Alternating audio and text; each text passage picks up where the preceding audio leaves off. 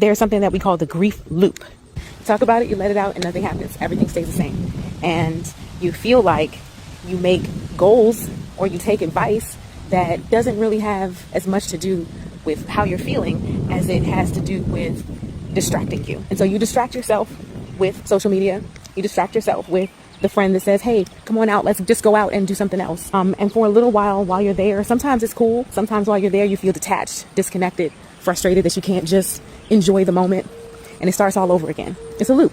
And you use words like, I feel stuck. I'm stuck in this. I just can't relate to the world. I just can't reconnect. I can't feel like I'm here and alive. And I feel like I'm still isolated, even in crowded rooms, even with my best friend, even doing things I used to love to do. I'm still stuck. And I realized as a widow, having emotions that needed to be processed, that was the problem. I was venting, but not processing.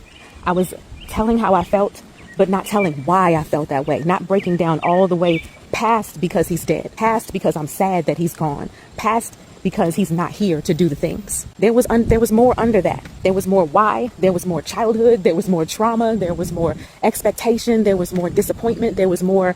And I needed to understand it, give it the solution it needs, give it the space it needs, give it the recognition it needs, and give myself the grace and space to work it out. Imagine if you had that, not just a space to vent, but a space to process, somebody guiding you through the process, other widows going through it with you, uncovering that why and processing, and then putting it out all on paper so that you can see your progress, come back to it, keep it with you whenever you need it, pull it back out whenever you need it, and not have to be in the situation where, yeah, I vented when I was there, but now what do I do now that I'm home?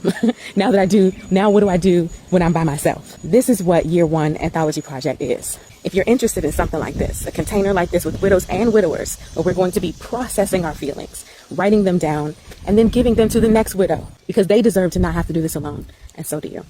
Comment Year One in the comments below if you're interested, and I'll see you at the interest meeting.